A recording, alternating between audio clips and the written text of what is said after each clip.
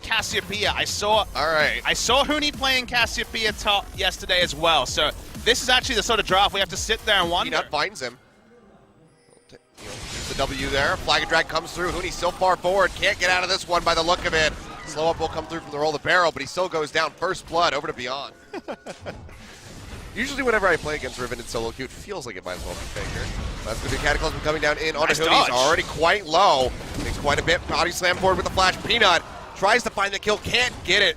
And Beyond scoops up Lucian mid and bang on the Varus as well. Uh-oh, here we go. Another repeat gank coming through. Flashes there from Huni. Throws out the Petrifying Gaze, not going to get a lockup. Nice. Flag and drag comes through. And Beyond just finds a third kill. Last time. Abyssal Voyage now coming through.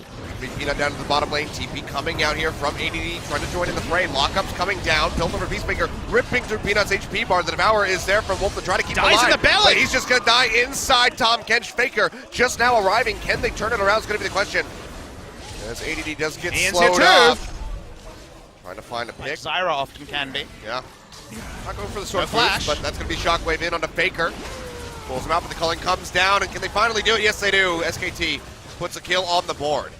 Important for SKT. This play from MVP actually kind of reminds me of Summer Split. Speaking of MVP. KT rolls through with the Shockwave thrown down here by Ian as he tries to get out, but the cask perfectly knocks him back in. Devours there from Wolf as he spits him out, and Faker scoops up his second kill. And you have to ask what the wall of safety. So he will get out with his life, but Abyssal Voyage actually coming in on the backside. Flash forward gets the tongue lash as they will take him down. Flag and drag away.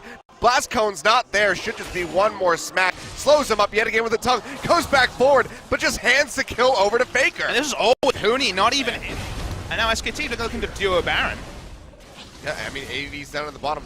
They need to respond fast. He does have a TP really fast. They need to get that now. He's down about half HP. Nobody's in there. The ping's starting to come out. Yeah, the scrying They've already lost it. Comes through, but the Baron will just go over. Can they get some exit kills? Going to be the question. ADD arrives, so down the Cataclysm, locks into it. Huni goes low right off the bat as the Shockwave connects.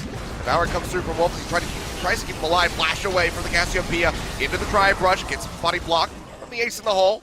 They trade one back. ADD goes down. They lose Wolf. 1 for 1, but Baron to SKT. Pretty low. Ace in the hole comes down. That's still going to be okay. Max culling coming through. Dangerously low, throws out the cast, knocks him into the wall, and it's actually going to be the proc off the jungle item that takes him down. Piercing arrow not finding Beyond, and he jumps back with a collateral damage to keep himself alive. For Ian right now. Well, the worrying thing is that SKT's up 10,000, and MVP actually have 8,000 in the inventory. So it's an even bigger lead. Probably about 12 or 13. Start up in onto the Baron. TP coming through here from Huni. I've seen this movie before, Achilles. Baron's going low. Can Peanut go? Still goes to the pit. Takes it right away, right out of the grasp of MVP. That might have just been their hopes being shut out for this game. Faker coming up with a triple kill. Looking for a bit more. Beyond. Goes over the back side of the wall, but the rest of the squad, it's just going to be Wolf and Peanut finishing off this Graves. They're looking for the win. 38.5 minutes, just about there on the clock. As they will push in the base, they will finish us off. Prototypically SKT, they got control. We even ended with a Baron steal. Of course we had to have a Baron steal. It's an MVP game. We got everything, so you have to smile. Everyone got a bit of what they're looking for in competitive League of Legends, and just like that script, we didn't need to read the last page, because SKT, they always win.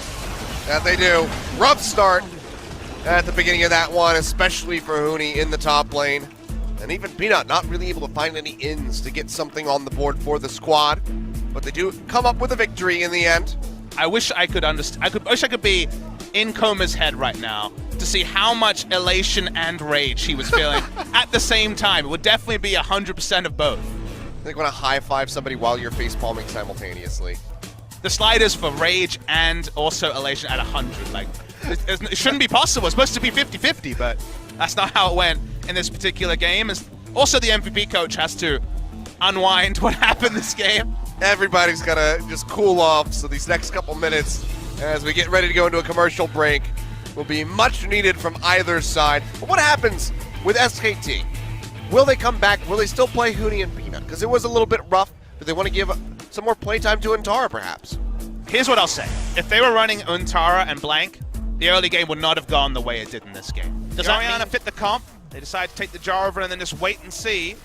Orianna and Faker at this point in the game. Even the turrets are very, very healthy. map's starting to be divided up. So what happened here is that Maha recalled, got 2 AD items, and opted into top side because they want to take Rift Herald. His AD is kind of caught in no man's land. Throws down that Cataclysm. And he's going to be taking quite a bit of damage, tanking up here from Wolf. And First Blood gets handed over to Mash. Until now. Okay, it's up. He make it out of here alive. Tara starting to pinch forward, trying to cut him off as best as possible, but ADD is likely just to go over the wall into the Doesn't Dragon. know if he's engaging or running. That's going to be explosive cast out for Blank. It's locked up in the Cosmic Binding, and he goes down. Max actually finds the kill, and ADD is still just giving Antara the runaround. 5 Might be able to make seconds. it out of here with his life.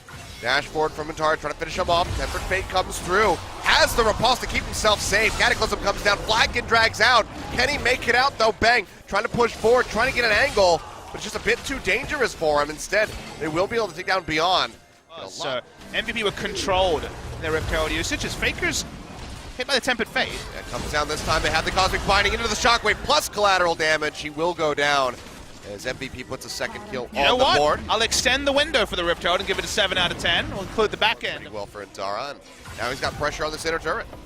Let's have the Vision's go for the solo kill. Oh, but this might have just been the bait here from ADD. Cataclysm comes down. Antara locked in, will fall.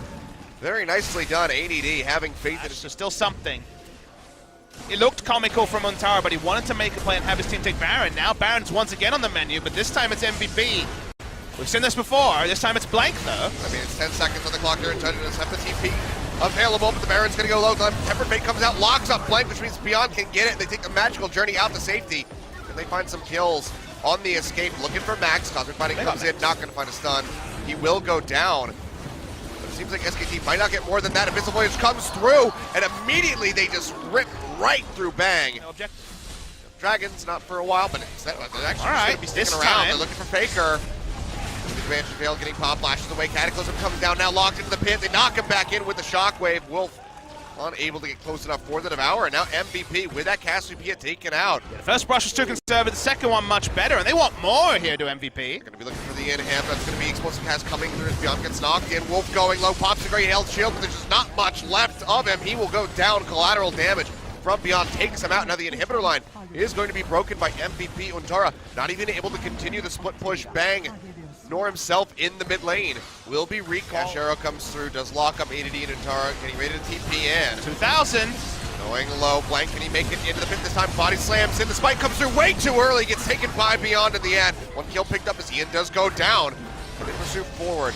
Antara going to get locked up by the Cosmic Binding. Go over the wall. Still chasing in, they're trying to take down Maha. Will be dashing forward in onto the Ash. And they should be able to finish him off.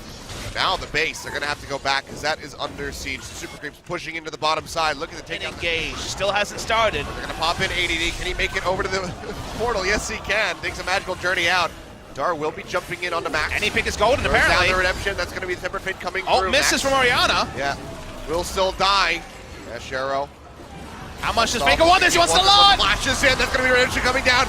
Maha picked off right off the bat. ADD flag and dragging out of the Cataclysm, keeping multiple members locked in, but still in such a bad spot for at the moment. Blank will be coming nearby and just try to pinch him in. He's wasting a lot of time. I mean, this could be time that SKT is split pushing, but they have to be worried if they leave him alone. Down. Orianna ult down for a couple more seconds, but they want it instantly. Yeah, this one's getting down to the wire. The trap line being thrown up here. What will by SKT Maha, trying to lock them out. Blank already nearby. Tries to go forward, lockdown on the Max. Needs the steal if he can get it. Throws out the explosive cast. Smites yet again too early. And Beyond comes up with the Baron yet again. And they find the exit kills. Fine Gaze comes through. They do lock in two. Actually, yeah, the poison able to take down ADD and out with Dark, cutting them off as Blank goes forward. Body slam out. Tempered Fate locking up he and Beyond. And this could be the ace. This could be it for SKT. They find Maha. They have the rest of the squad so close nearby. And he even have Faker pushing through mid lane while they clean up, trying to create a commotion. He has a Baron buff, remember? But I don't think it's going to be enough. They're going to try and force it. Max force back. He's buying some time. Wolf trying to delay this as much as possible, just not able to get it. But even then, Max does not have the Tempered Fate to keep these turrets alive. SKT, I think they might have finally done it. So long still on these death timers. So close. MVP. That's the game that they can feel damn good about at the end of the day. So close, but it's still not going to lead to a win there, Kilios. SKT, they're not necessarily celebrating. Very interesting end to the game where it looked like MVP had all the options. They made the play around Baron, super cleaned up, and Tara had the items to kind of take over the game. And end result's going to be SKT 2-0. Even if you think about the game, you're like, wow, really good early game in game one for MVP.